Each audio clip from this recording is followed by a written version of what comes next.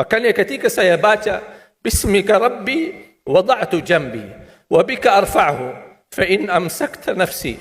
Ya Allah, kalau memang nyawaku malam ini dipertahankan, rahmatilah ya Allah, karena prosesnya panjang. Ketika Uthman bin Affan disebutkan surga dan neraka, tidak pernah nangis. Tapi ketika dibahas kuburan, 3 malam tidak bisa tidur. Allahu Rabbi. Baca salah satu doa. Mungkin Bapak Ibu jamaah sekalian pasti hafal. Doa tidur. Dan doa bangun tidur.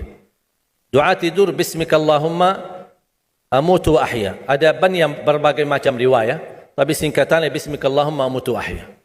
Kemudian doa bangun tidur, Alhamdulillah alladzi ahyana ba'da ma amatana wa ilaihin nusyur. Yang membuat saya penasaran, kenapa di judul doa namanya doa bangun tidur, doa tidur, tapi di dalam doa tidak ada istilah bangun tidur. Justru yang ada hidup dan mati. Membuat saya berfikir, apa maksudnya Bismikallahumma? Seharusnya Bismikallahumma tidur dan bangun. Alhamdulillah yang telah membangunkan sesudah tidur. Kenapa ada hidup dan mati? Ingin saya mencari tahu sampai saya menemukan sebuah hadis yang sahih. Alhamdulillahilladzi radda ilayya ruhi wa afani fi jasadi wa adhina li bi dzikri. Ini menjadi doa yang kedua, doa bangun tidur. Ketika saya baca, Alhamdulillah yang telah kembalikan ruhku, berarti ruh kita di mana saat tidur? Wa afiyat di jasadku, dan diizinkan untuk bisa mengingat Allah Subhanahu wa taala. Membuat saya tambah penasaran, kenapa di saat tidur Allah sebutkan kata hidup dan mati, bukan kata bangun dan tidur. Membuat saya jari dan gali tahu, mencari tahu, tidak menemukan hadis-hadis yang bisa menjawab penasaran saya. Subhanallah, ketika saya membaca Al-Quran, seperti biasa baca.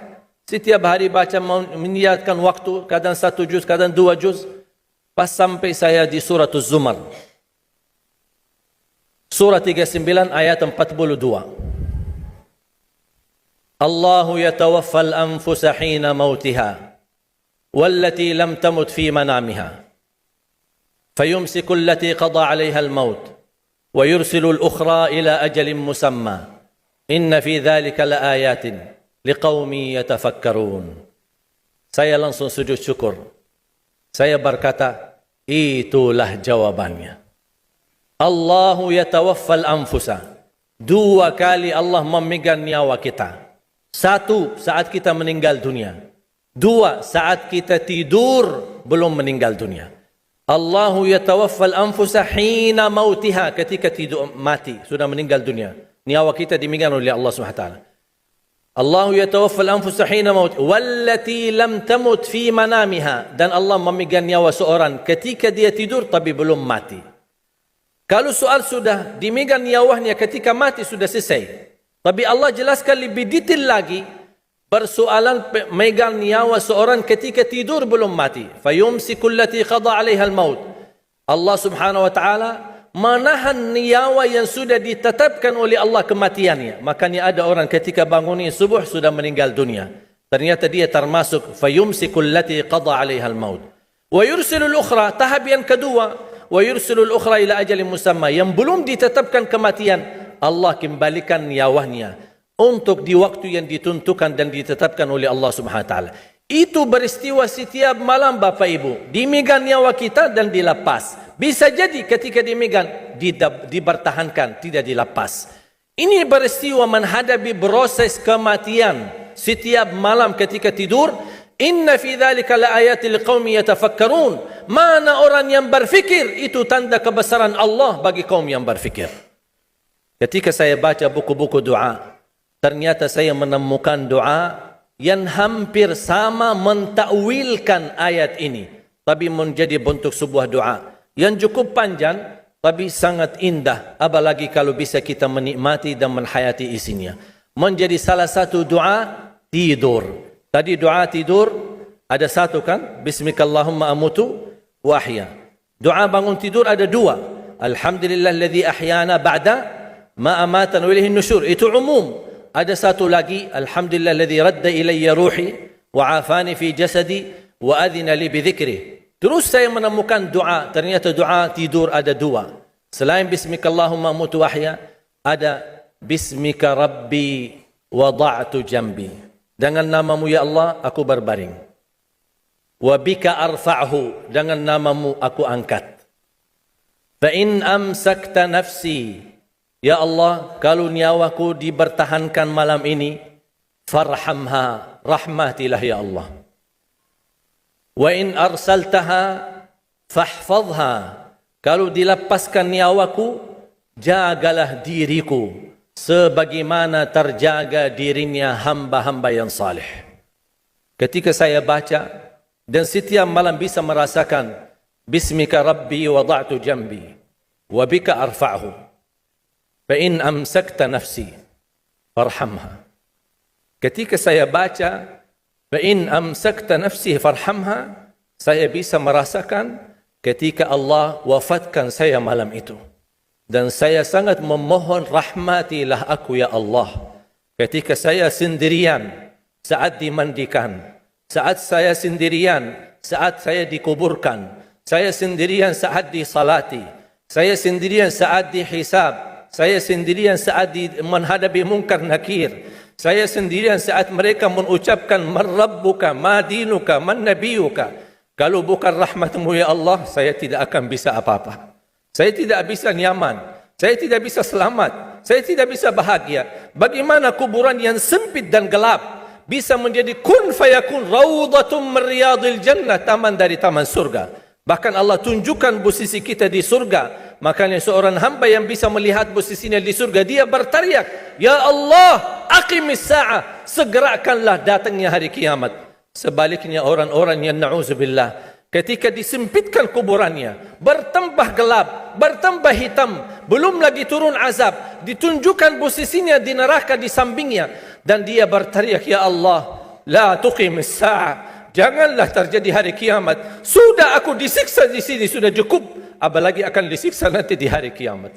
Makanya ketika saya baca bismika rabbi wada'tu jambi wa bika arfa'hu fa in amsakta nafsi, ya Allah, kalau memang nyawaku malam ini dipertahankan, rahmatilah ya Allah. Karena prosesnya panjang.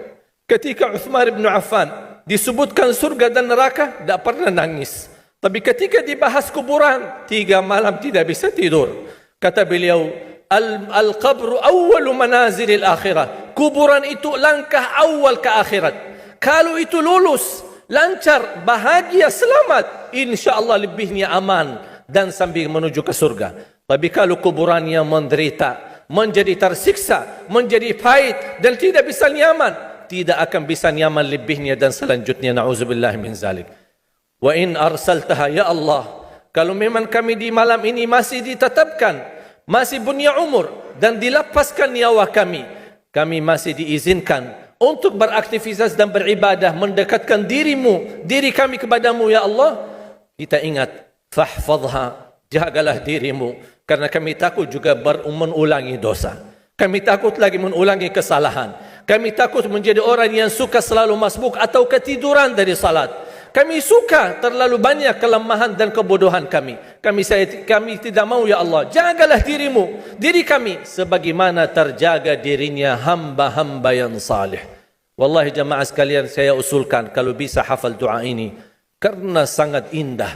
Hayati maknanya, dalami isinya, agar kita tidur dan kita merasakan tergantung diri kita dengan rahmat Allah subhanahu wa ta'ala. Kalau memang mati malam itu, kita insya Allah dirahmati Allah. Kalau kita masih punya umur, mudah-mudahan kita terjaga untuk bisa menjadi sebagaimana hamba-hamba yang salih. Jamaah sekalian, kematian itu jauh lebih dekat daripada titik nafas kita setiap hari. Bahagialah seorang yang bisa sisahkan amalannya, yang bisa membuka buku amalannya walaupun dia mati, tapi terus disalurkan pahala. Sedekah jariahnya tidak terputus. Sepengalaman saya, dan saya belajar, tidak pernah saya menemukan amalan sehebat untuk mendukung dan mewakaf Al-Quran. Al-Quran untuk dibelajari, Al-Quran untuk dihafal. Saya memiliki harapan yang sangat tinggi. Insya Allah Indonesia, sepanjang apapun kegelapan, sepanjang apapun kegelapan kezaliman, sepanjang apapun kehilangan keadilan, insya Allah akan datang satu saat terbitnya matahari adil. Dan insya Allah Indonesia akan menjadi negara Al-Quran. Saya bisa meyakinkan gitu karena saya telah merasakan bagaimana di Turki.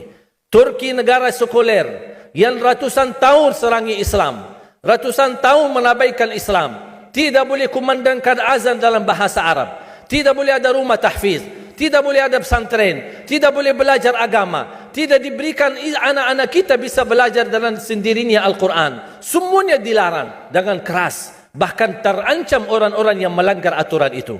Allah Subhanahu wa taala melahirkan seorang presiden yang bisa membaca Al-Quran. Coba buka di YouTube bacaan Erdogan bagaimana. Itu dilahirkan dari negara sekuler. Saya bisa meyakinkan insya Allah 1 juta menghafal Al-Quran. Dan bapa ibu mudah-mudahan masih punya umur akan mendengar pengumuman besar. Imam besar salat Idul Fitri dan Idul Adha sekaligus khatib adalah Presiden Republik Indonesia menghafal Al-Quran. Itu yang saya yakini. Dan saya tidak pernah merasa lelah. Dan saya selalu berkata sama istri, kalau saya mati itu pun karena saya bersama Al-Quran. Wallahi jamaah sekalian, yang bersama Al-Quran tidak akan merugi. Berkah rizkinya, berkah umurnya, terjamin kebahagiaan. Allah Subhanahu wa taala hanya minta satu, berkenan bersama Al-Quran di dunia. Apa yang kita dapat? Apa yang akan dibalas? Akan Al-Quran temani kita di dunia, akan temani kita saat sakratul maut, akan temani kita di kuburan membela kita, akan menemani kita saat kita dibangkit oleh Allah, akan menemani kita saat hisab, akan menemani kita saat berjalan di atas sirat yang sangat tipis dan panjang, bahkan tajam jalanannya. Begitu sampai ke surga, apakah Al-Quran melepas? Tidak akan melepas. Al-Quran masih berkenan, padahal kita hanya cuma sekali berteman sama Al-Quran di dunia. Dia begitu luar biasa panjangnya bertemanan sama kita sampai ke surga. Bahkan akan temani kita masuk surga. Sebagaimana bersabda Rasulullah SAW, yuqalu liqari'il Quran, ahlul Quran di dunia yang kesibukannya baca, kesibukannya hafal, tidak membuangkan waktu sia-sia, selalu bersama Al-Quran. Allah suruh dia, bacalah dalam surgamu, naik derajatmu. Baca, naik lagi. Tambah lagi baca, naik lagi. Sampai di posisi mana pun anda berhenti baca, disitulah posisimu di dalam surga. Bagaimana kata Siti Aisyah di riwayat Imam Muslim, jumlah tingkatan-tingkatan dalam surga Allah sesuai jumlah ayat Al-Quran. Oleh karena itu tidak ada yang lebih tinggi di dalam surga Allah daripada Ahlul Quran. Cukuplah bahagia Ahlul Quran ketika di hari kiamat dipanggil. Semua manusia dibangkitkan oleh Allah. Malaikat memberikan pengumuman, mana Ahlul Quran? Berdiri, rapat, berdekatan. Mereka maju. Mau bawa kami ke mana? Kalian terpilih menjadi orang yang terdekat sama Allah. Karena Ahlul Quran adalah keluarga Allah Subhanahu wa taala. Bukan hanya kita sendiri yang mendapatkan anugerahnya dan manfaatnya.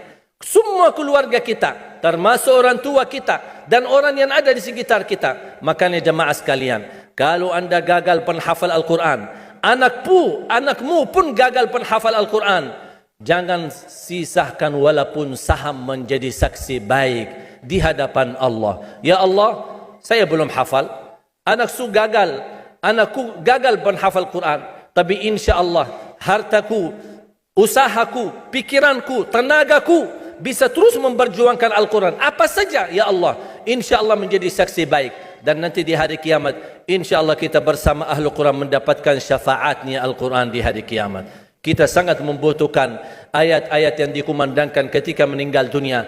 Insya Allah setiap satu huruf akan disalurkan 10 kebaikan. Mudah-mudahan semua yang hadir diberikan kemuliaan dan keanugerah dari Allah menjadi Ahlul Quran, penghafal Al-Quran, penghayati Al-Quran, para pencinta Al-Quran, berakhlak-akhlakul Quran. Ya Allah, aku mohon atas izin-Mu ya Allah, kami bersama-sama bertemu di masjid ini. Berilah kepada kami kemuliaan bersama-sama bersama Ahlul Quran, di dalam surga-Mu ya Allah, ya Dzal Jalal wal Ikram, ya Arhamar Rahimin, ya Arhamar Rahimin. Anugerahlah kepada kami anak dan keturunan penghafal Al-Quran, anak dan cucu penghafal Al-Quran yang mampu menjaga nama baik keluarga kami, yang mampu membanggakan kami di hadapan-Mu hari kiamat, yang mampu menghadiahkan mahkota untuk kedua orang tua kami. Birahmatika ya Arhamar Rahimin. Ya Allah, maafkan kalau kami tidak berhasil menjadi penghafal Al-Quran. Tapi ya Allah, kami kurbankan nyawa kami, harta kami, usia kami, tenaga kami, pemikiran kami, ilmu kami untuk Al-Quran, agar Indonesia ke depan menjadi negara Al-Quran, agar Indonesia menjadi contoh terbaik untuk mata dunia, agar bisa kita melahirkan. Karena saya meyakinkan ya Allah, dan kami semua meyakinkan, terjamin masa depan Indonesia baldatun tayyibatun wa rabbun ghafur kalau selalu bersama Al-Quran. اغفر لنا ولوالدينا ولجميع المسلمين والمسلمات والمؤمنين والمؤمنات الأحياء منهم والأموات. ربنا آتنا في الدنيا حسنة وفي الآخرة حسنة وقنا عذاب النار.